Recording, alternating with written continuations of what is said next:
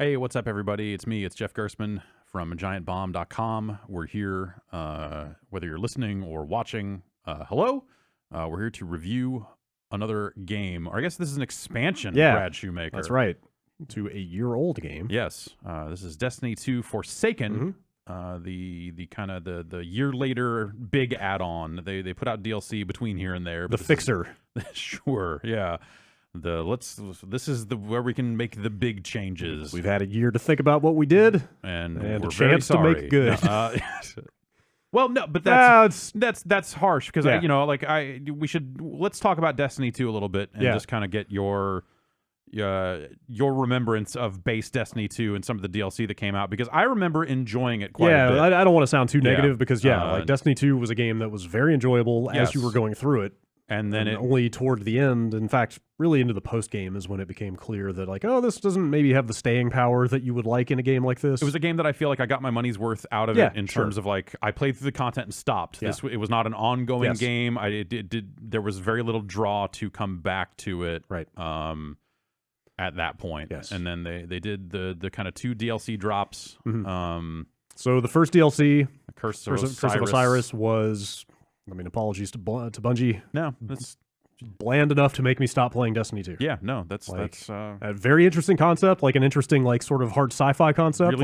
Really bungled. Hey, these viral robots have turned the planet Mercury into a giant computer and are simulating the universe. Yeah, and that's like really cool premise. And then concept of something called the Infinite Forest. Like when you first started hearing the descriptions of it, it was like, oh, is this going to be like the Diablo like Rift stuff of like, oh, you're always going to be able to put these prefab pieces together and always go on an adventure that is slightly different within the same tile set? And it wasn't even that. Ooh. It was just like, here's a bunch of like adventure, like story missions that go into this area that just look the same over and over again. It seemed like an excuse to make you run through the same hallway 800 times. Yeah, it was a long hallway. Also, so I fell off of that and then did not play Warmind, the second expansion. Okay, I played Warmind. It was better than I think it was better than the Curse of Osiris. So I actually crammed as much of Warmind as I could the weekend before Forsaken came out, and very pleasantly surprised. Much better, and actually introduced some of the ideas that they then expanded on in Forsaken. Yeah, I think personally I didn't necessarily love the post story Warmind stuff of escalations and things like that. I didn't mess with that stuff. Like conceptually as a thing of like, hey, here's a repeatable thing that you can use to kind of get gear and team up and do things. Yeah. Like that makes sense. They needed something like that, but I just don't feel like that was very much fun. Honestly, my biggest disappointment about Warmind is that I think the Warmind concept deserved more than a $20 like small DLC drop. One of the most interesting lore pieces I think in the entire Destiny universe was Rasputin and the Warminds and stuff. And they do a little bit with it, but they could have gone way deeper. Not enough. That stuff. I hope they bring it back. Yeah. So that brings us to Forsaken.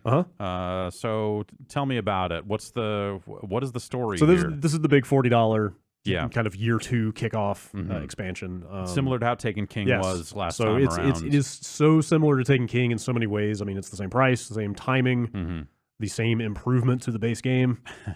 It really picks up from events that took place in the Taken King. Which you may not remember. It was not the most prominent aspect of that expansion. Yeah, no. But when Oryx, the Taken King, he invades the solar system with a big fleet of horrible Gothic ships, the Awoken, the purple the reef people. Yeah, okay. There's a big clash and the big space battle, and the Awoken are all but annihilated in this cutscene, and the game never really addresses or never follows up on exactly what the state of that faction is after that. So you don't know where the queen ended up and her asshole brother Uldren, the prince.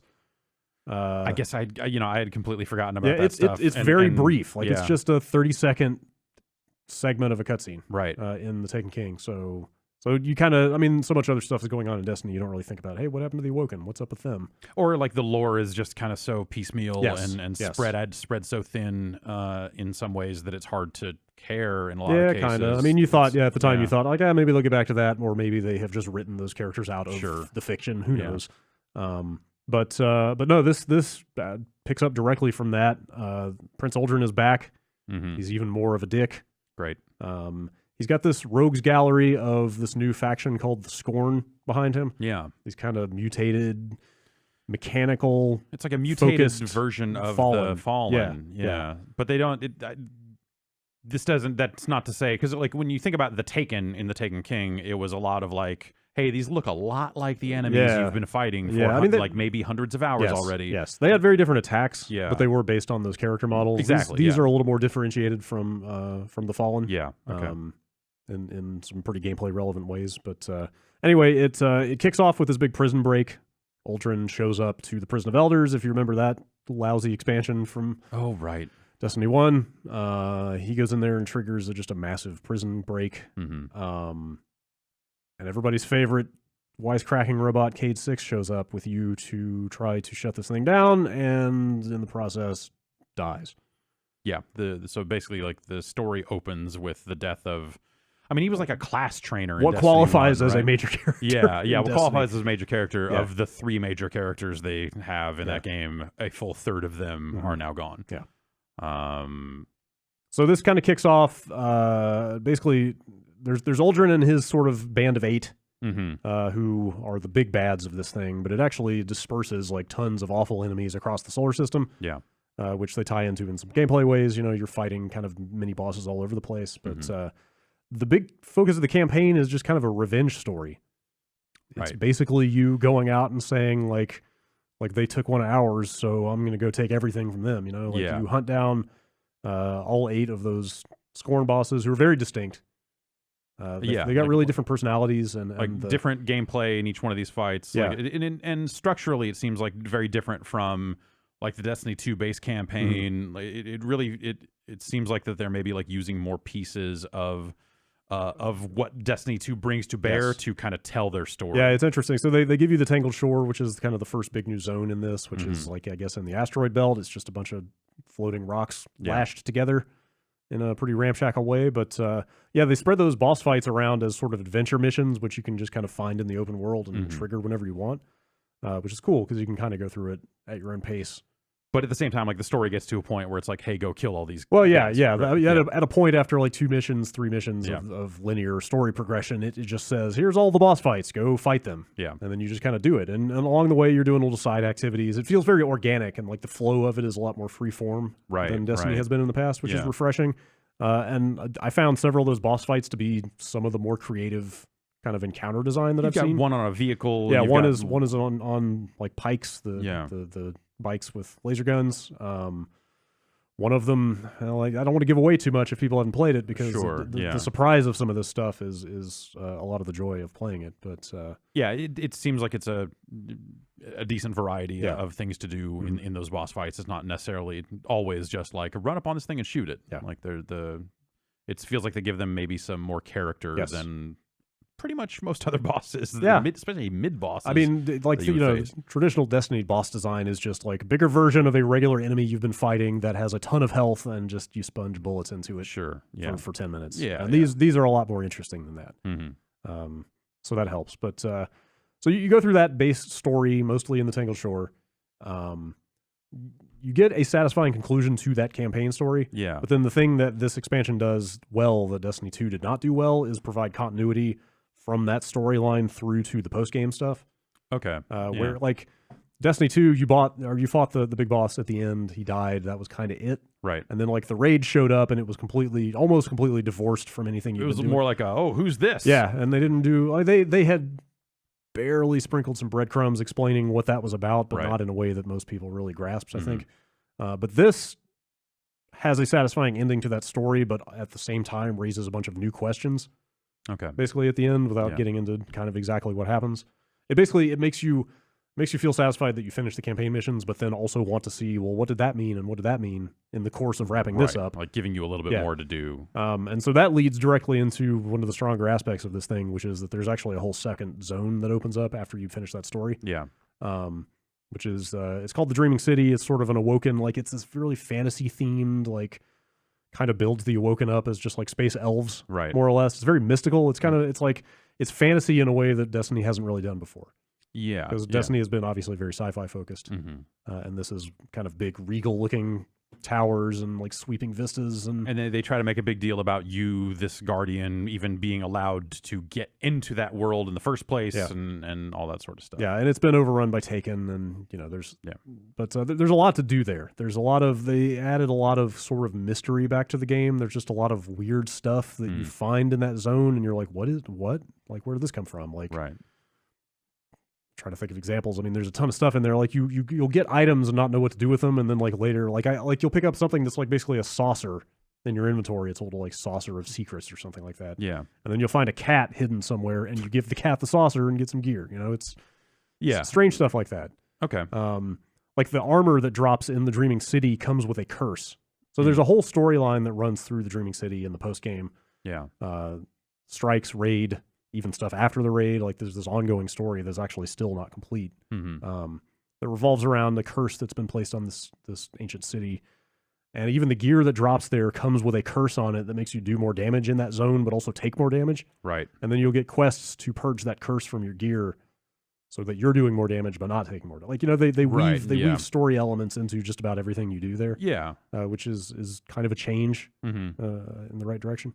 Yeah. That seems cool. Yeah. At the same time, it sounds like the story, the revenge tale maybe is something that is a little hard to. You kind of have to care about those characters in a way that it doesn't always seem like maybe they've done a great job of making those characters deserving of your attention. I mean, that aspect of the whole thing falls flat for me because, first of all, it's not super clear what the death of Cade really does in the overall fiction or the direction that they're going. I mean, so you wrap up the story, and then like all the quest givers have like a couple of lines of dialogue about the fact that he's gone. Yeah, and that's kind of it.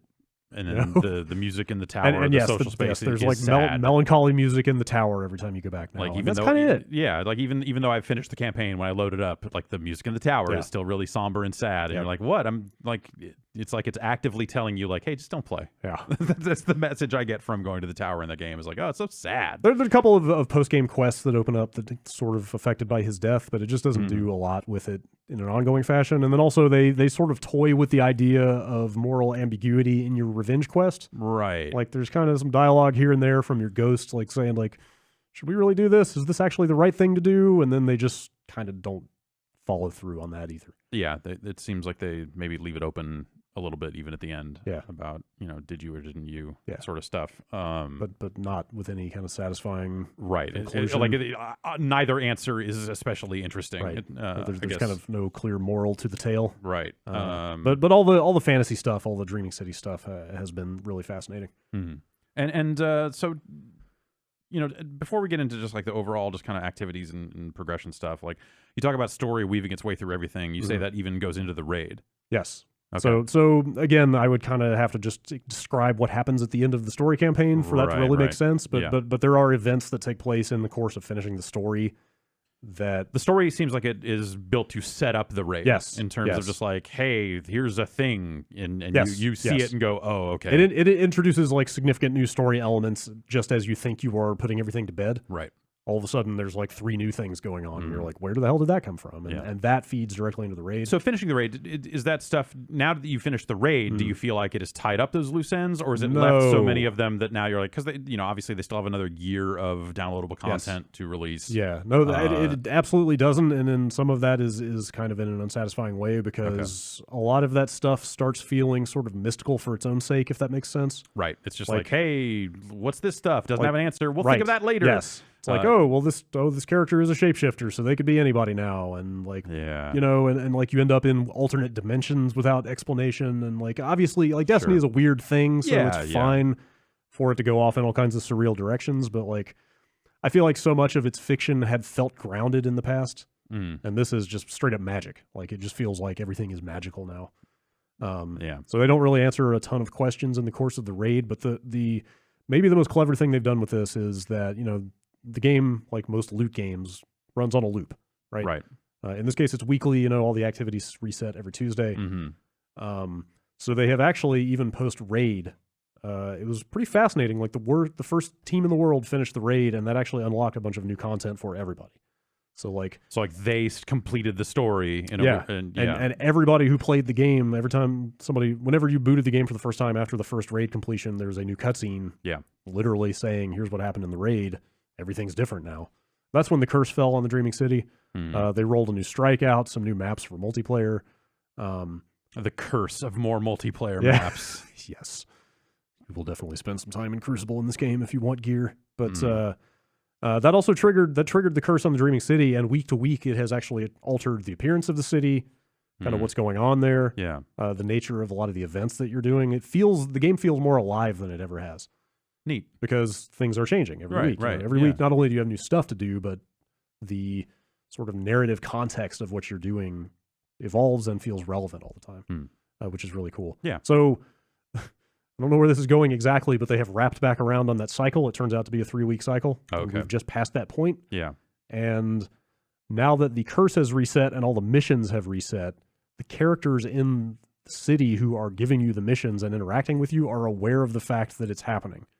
Oh, that this has happened before? And they are very confused by it. Huh. Like, it is literally Groundhog Day. Yeah. Like, everybody is just like, I don't understand. I had a vision of you doing this mission, or, like, right. I knew what was going to happen. I knew what you were going to do before you did it. Or, some character will be like, I tried to go left, but I went right because that's what I did before. Like, people are like struggling again. It's a bizarre concept. Yeah. That I think is really cool. It's neat that they're like, that they've, obviously, like, hey, you've got technical limitations and limitations in scope of hey, we've got a 3-week loop on this thing. Like, we only have so much manpower to make new quests. Yeah. You're going to have to start recycling them eventually. So but it's at least neat that they've tried to justify that stuff narratively, because most games don't. And like, just 10-second synopsis for the lore heads out there that have really dug into what seems to be going on. Yeah. They seem to think that there is a hive god behind all of this. Okay. Because apparently the hive religion is to feed on conflict and violence and hatred.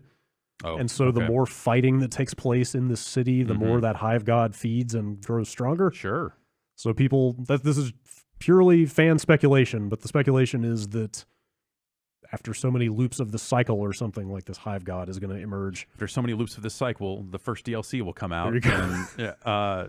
And, who knows? Well, but still, I mean, it's good that the lore and the story and all this gameplay stuff seems to be working in concert to inspire people to wonder about what's going to happen. The important thing is that people are asking questions again, because it'd be very easy to get to the end of this thing. My feeling is Destiny has maybe been this in the past in terms of just like, you get to the end and you're like, maybe there's some loose ends, but I don't care anymore. That was Destiny 2. Yeah. Like, you maybe did the raid once or twice, but after that it was just like, okay, there's nothing left to do here. These characters say the same things every time I walk up to them. Like, the gear has run dry. Like, there's nothing interesting about this on an ongoing basis. Yeah. And then you just stop playing. That's a subtle, smart change. Yeah, it's cool.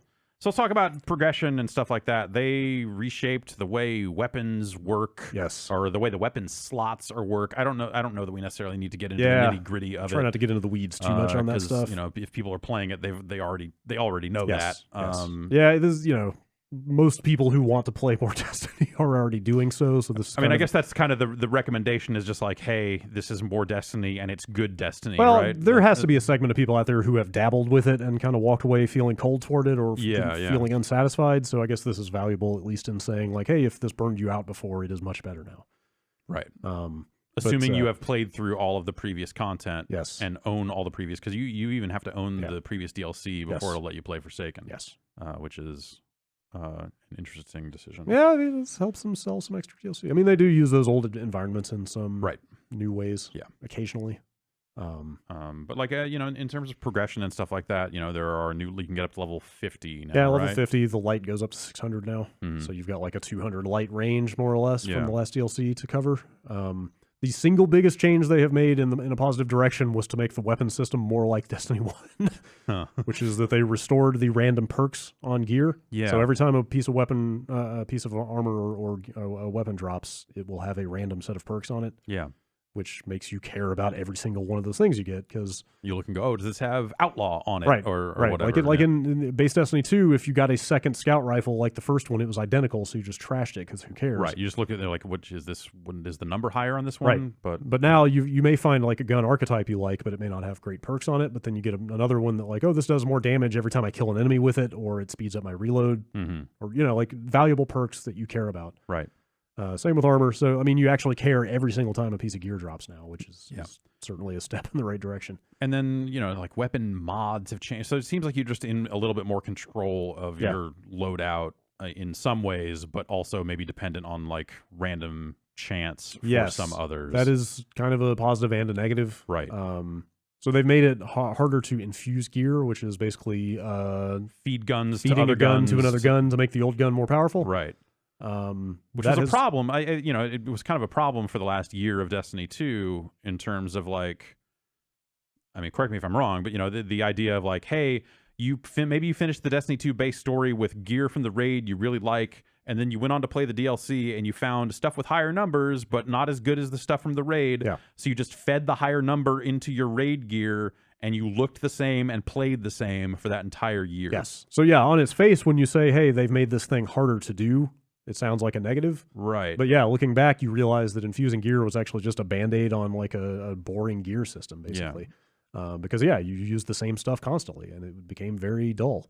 So now, especially early on, you don't have as much of the currency that you need to infuse as you would like. Yeah. So I'm sure there are some players that have been farming that stuff for most of it. Some of it's new stuff. So they're actually working on Masterwork cores are the currency you need, and they're actually working on improvements to ways to gain those because it's actually just very expensive and hard to come by right now. Yeah. But that does end up being a positive because you end up using more weapon types, like your look changes more frequently, like your sets of perks. Like it just leads to far more variety in the game. Yeah. And the gear drops so often and there are so many opportunities to get it that it kind of doesn't matter if you don't like what you have that much because you will get something new in 30 minutes.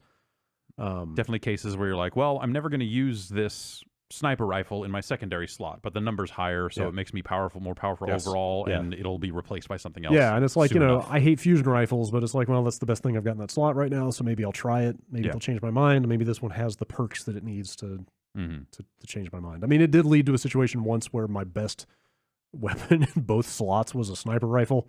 That sounds like a kind weird of way to play. Rotten time, but again, that's very temporary. Sure. And an interesting kind of change of pace, I guess. Yes. Also, activities and stuff. It seems like they added there's a new vendor in this new social in the new public zone in the Tangled Shores. Yes. And it seems like that they have set him up as the currency exchange man also in terms of like, hey, if you want one of these Masterwork cores that's hard to get, check back every day because the price changes. He sells one cheap one every day. So if you like for a while there, I was just going every day and buying the one cheap Masterwork core. Ridiculous. And there's a new bounty system that, it seems like they've added money sinks to the game all over the place in terms of like, hey, but it's like spend a little bit of money to make that money back. Glimmer, the in-game currency. I am capped on Glimmer almost constantly at this point, so it's not really a problem. But you do spend it on just about everything. And then you can then take that and dump it into whatever is the Glimmer-focused currency of the day of things that you would have to go scour and collect on a planet or something like that. But then he's also got a set of bounties that, again, like it seems like there are bounties all over the game again, which, in Destiny 1, you had the robot that would give you all those bounties. This seems like it's spread across every single person that'll talk to you in the tower and on one per planet and all this stuff. But there are bounties all over the place. Yeah. So bounties had a pretty negative reputation in the first game because if you remember, and like I've just remembered this the other day, that you had to level up your weapons and armor in that game. Do you remember that? Like you would get a new weapon in Destiny 1, and none of the perks were enabled on it. Oh, right. Until you filled in each bubble with experience. Yeah, right. So that's why you had to pick up those bounties all the time and make sure you were doing them or your gear was useless. Right. So that's long gone. So the bounties are much more of a positive progression as opposed to a negative. Like, I guess the way I thought of it before is that the bounties filled in gaps that were empty. Yeah. And now they elevate you from where you are. Like, you're already at a functional level. But the bounties are just a way to get more gear from the whatever respective vendor you pick them up from. So, and in some cases, some of these planetary collectibles and some of the stuff too. All that is more or less to say that the bounties are kind of optional. Like you don't have, like basically early on you feel like, oh god, I have to be picking up bounties every time I go out and do anything, or I'm wasting my time. But you learn pretty quickly that those are just kind of an extra bonus. Okay. Because you're already getting rewarded by just about everything you do in this game now, which is a huge change. And they're pretty good about illustrating kind of, hey, here's a thing you can do to get quote unquote powerful gear. So the powerful gear is that's gear that is relevantly higher to level than your you up in some meaningful way. It's meaningful to you in some way. So they've dug those kind of quests out of basically a buried subscreen and put them right on the map. Yeah. Just like, all the planets you can fly to. There'll just be little flashing icons all over everything if that has a quest that's going to get you more powerful gear. Right. So very easy to see at a glance like what you need to do for that day if you want more stuff. Feels like a lot of the UI stuff overall is just a little better about showcasing some of that stuff. They have moved a lot of that. Yeah, a lot of that relevant information is moved to the forefront now. There are still some things that need to be improved, like bounties, for instance. Like they're on timers. Yeah. Bounties expire either every 24 hours or every week, depending on what type of bounty it is. And like right now, you can just go into your menu and mouse over everything to see what the timers are, and that's pretty tedious and hard to take in at a glance. Right. So they need better interfaces for stuff like that. Okay. But on the whole, it is a massive improvement. Okay. They've got a new multiplayer mode here. Yes. Gambit. What do you think? So I overall really like it. Hearing about a new multiplayer mode ahead of time, you just think like, of course it has new multiplayer modes. Like that's right. Every multiplayer game gets new modes when it gets a sequel or an expansion. But this is not a bolt-on to Crucible. It is a totally distinctive mode. It really like, partially because they present it on the map screen as 3 separate activities, but also just because it is very distinctive. Right. It feels like a complement to running strikes and doing Crucible. Yeah. It's a 4v4 mode, but it's PvPvE, if you want to put it that way. Yeah. It seems like it's mostly co-op with some like you're not on the same map all the time. Yeah. There's occasional player interaction. Yes. So the basic structure is that each team is killing NPC enemies, just straight up mobs. Yeah. To collect items that they drop that you bank in a central bank, and then when one team banks 75 of those items, it spawns a massive boss. So you're basically racing to kill enemies fast enough to get the boss out. You want to kill your boss first. Whoever kills the boss first wins. Where the kind of competitive aspect comes in is that not only are you racing, but you have limited opportunities to invade the other side. Every so often, this portal will open up on your side, and one player from your team can run over to the other side. But only one. Yes, only one at a time. Well, I mean, that makes sense when you realize how much utter havoc you can wreak on the other team if you do it right. Yeah. If you invade before they've summoned their boss, any player you kill just loses all of the items that they had picked up. You can hold up to 15 at a time. So theoretically, you could invade when all 4 players have 15. They're called motes. Yeah. So they could have enough motes. They could have almost enough motes to trigger their boss round. Yeah. And if you go over there with the right super at the right time and kill all 4 of them, you have set them back to 0. Yeah. Like they have just wasted 10 minutes. Right. And then have essentially no chance of catching up at that point. So that can feel fantastic when you pull that off. Although you also feel like kind of an ass. Yeah. Yeah. That's even better. But it feels absolutely terrible when it happens to you. Yes. Like just the momentum swings in this mode. Like this thing feels a lot like a MOBA to me, having played a lot of Dota. Right. Not just structurally, which like MOBAs are about killing mobs to power up and be better than the other team, but also emotionally, like the swings in this thing. Yeah. Well, largely it seems like your interaction with the other team, unless you're going over invading or when they start invading you, is you see their meter of how many they've banked, and then that meter drains as they're attacking their boss. Right. So you know at all times how close they are to winning the round. And so you see that momentum, and you have ways to refill the health of their side's boss if you're doing the right things. So if you invade after they've summoned their boss, every kill you get adds health back onto their boss's health. So it seems like there are just multiple ways to screw over the other team in ways that are devious and seem like fun. Or again, get screwed over. Right. It's all part of the game. It's fair.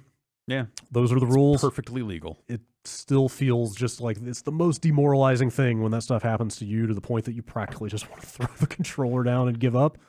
I recommend only playing as much as you need to play to get powerful gear, because then it's like you need to play 3 games of this anyway. It doesn't matter if you win or lose. Sure. I mean, well, that's like obviously every game does this now. Like that's the Overwatch thing, but you're not penalized for being bad at the game. Right. Like you get the meaningful rewards just by playing. It's only there are a few bonuses you get by winning. Right. You rank up by winning faster. You still rank up by losing, but you rank up much faster. And there's a whole there's a whole rank in that overall. Like even in the competitive multiplayer, you're now I guess they've done this for a while, but like you're building a rank there that then you can cash in for specific items. So there are some unique items you can get by winning a lot, but like you're not really losing out by losing. Right. But it still feels bad. Sure. I really like Gambit overall. It seems like a good thing. I mean, I know like I don't much care for the Crucible, the competitive multiplayer. I just don't think the player-on-player stuff is all that much fun. So having it in a limited fashion here, but primarily being you fighting enemy AI, I think is a really smartly designed mode that it you know. I think it seems like it plays to the strengths of Destiny 2 a little bit better, maybe. Sure. Yeah. Yeah, because you've got so many tools in your box, like grenades and supers, and there are so many sub abilities that you can tweak, and you can kind of customize your play style to kill more enemies faster, and this is a mode that rewards that. So yeah, it's a good thing overall. And then aside from that, it seems like it's some more multiplayer maps, some new strikes. Yeah. So they've expanded Crucible to 6v6 again. Okay. Which I guess I'm fine with. I don't know that I really care one way or the other. Like I'm kind of like you. I really tend to only play as much Crucible as I have to get the gear. Right. But I don't hate it. Like you can get into a rhythm with it. But so the thing I started doing is only playing Rumble, which is their free-for-all mode, because then I feel like I'm not letting a team down when I go in and just I'm there to get the gear. I mean, they give you so many options now. Right. Like there's quick play hoppers. There's a competitive playlist that is 4v4 and is very hardcore if you really want to be very good and bring a tight team in there. But there are so many different ways to play it now that.